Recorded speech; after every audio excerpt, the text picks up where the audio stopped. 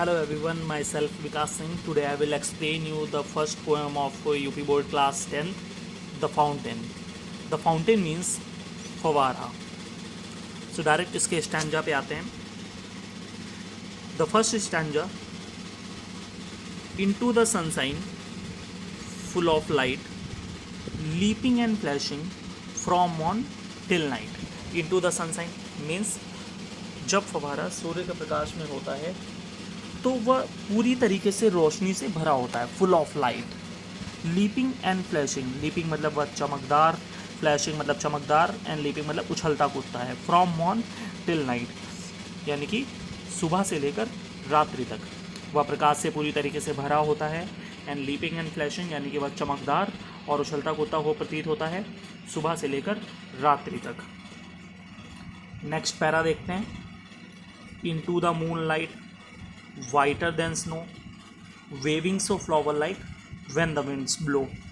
Into the moonlight यानी कि फवारा को चंद्रमा की रोशनी में बता रहे हैं कि फवारा किस तरीके का दिखाई देता है और उसकी किस तरीके के एक्टिविटी रहती है. इनटू द मून लाइट यानी कि चंद्रमा की रोशनी में. वाइटर देन स्नो, वाइटर सफ़ेद, स्नो यानी कि बर्फ से भी अधिक सफ़ेद दिखाई पड़ता है. वेविंग सो फ्लावर लाइक यानी कि वेविंग मतलब हिलता हुआ प्रतीत होता है, फ्लावर लाइक एक फूल की भांति. व्हेन द विंड्स ब्लो जब हवा चलती है यानी कि जब हवा चलती है तो वो फवारा एक फूल की भांति हिलता हुआ प्रतीत होता है और चंद्रमा की रोशनी में वह बर्फ से भी अधिक सफ़ेद होता है. The next stanza. Into the starlight, rushing in spray, happy at midnight, happy by day. Into the starlight अब यानी कि वो सितारों की रोशनी में किस तरीके का प्रतीत होता है. रशिंग इन स्प्रे यानी कि एक रशिंग वो इधर उधर दौड़ता हो प्रतीत होता है, स्प्रे फवारे की तरह. Happy at midnight and happy by day वह आधी रात में भी प्रसन्न होता है और दिन में भी प्रसन्न होता है. यानी कि वह अपने काम से कभी भी परेशान नहीं होता है, दुखी नहीं होता है अगर वह अपनी पूरे काम अपने अच्छे से करता है. सो एक ह्यूमन लाइफ को भी इसी तरीके से होना चाहिए. जेम्स रसेल लॉयल इस पोएम में यही एक्सप्लेन करना चाहते हैं कि एक ह्यूमन को भी एक इसी फवारे की भांति होना चाहिए, लगातार अपने काम को करते रहना चाहिए. So the next one is next para. Ever in motion blithesome and cheery, still climbing heavenward, never a weary. Ever in motion यानी कि हर एक गति में, जो फवारे की हर एक गति होती है उसमें वह बिल्सम एंड चेरी प्रसन्न होता है और आनंदित होता है. बिल्सम प्रसन्न, एंड चेरी आनंदित. Still climbing heavenward, never a weary. Still climbing, still मतलब लगातार, क्लाइंबिंग मतलब चढ़ता रहता है, हेवन वॉर्ड ऊंचाइयों की ओर, ऊपर है, एंड नेवर अ weary और कभी भी थका हुआ प्रतीत नहीं होता है. यानी कि वह लगातार अपने काम को करता रहता है और वह अपने हर एक गति में वह प्रसन्न होता है और आनंदित होता है. तो ये हमारे 4 पैराग्राफ थे. Now the next one we will repeat it again.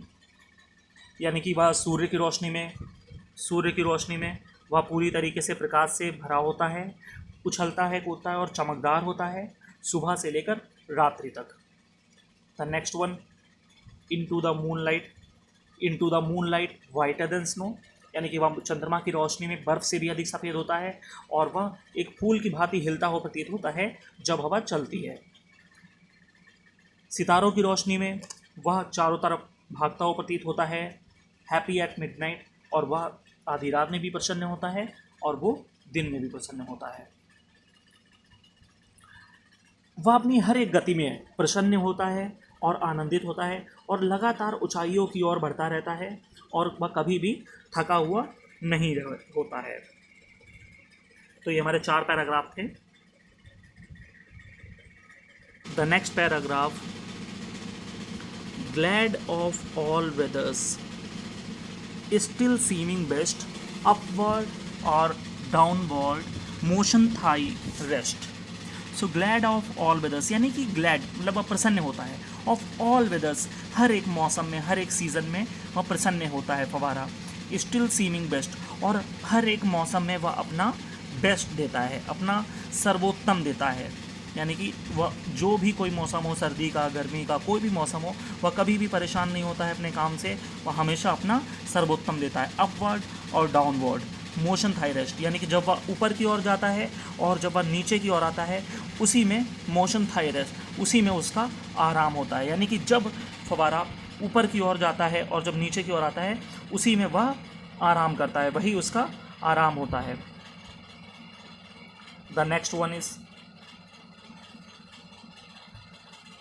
Next para, full of light, full of nature, nothing can tame, change every moment, ever the same. Full of light means full of nature, it means वह प्रकृति से, nature मतलब प्रकृति से, full of पूरी तरीके से भरा होता है प्रकृति से। नथिंग कैन टेम, नथिंग यानी कि कुछ भी ऐसा नहीं है जो टेम मतलब उसे पालतू बना सकता है या फिर अपना गुलाम बना सकता है। ऐसा कुछ भी नहीं है जो उसे गुलाम बना ले। वह पूरी तरीके से प्रकृति पर आधारित है और वह प्रकृति से ही बना हुआ है। चेंज एवरी मोमेंट, वह अपने हर एक पल में बदलता है, मोमेंट हर एक पल में बदलता है। एंड एवर द सेम, और फिर भी वह एक समान है, यानी कि वह अपने हर एक पल में बदलता है और लेकिन फिर भी वह सेम है। The next one, next paragraph, ceaseless aspiring,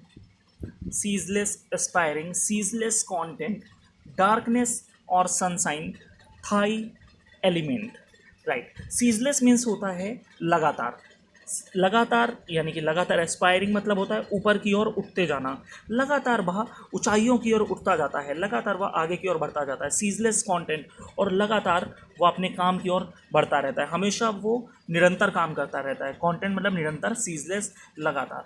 darkness और सनशाइन, भले ही अंधकार हो और सूर्य की रोशनी हो। थाई एलिमेंट, यही दो इसके तत्व हैं, डार्कनेस और sunshine, right.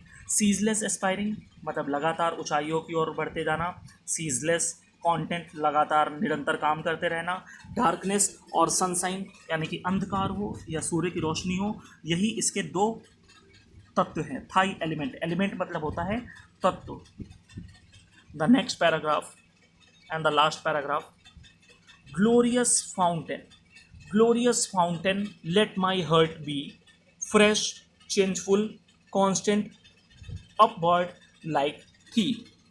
Glorious fountain means, glorious मतलब शानदार, शानदार फवारे, फाउंटेन फवारे, शानदार फवारे। लेट माई हर्ट बी, मेरे भी दिल को बना दो या फिर कर दो। लेट माई हर्ट बी, मेरे भी दिल को बना दो या कर दो।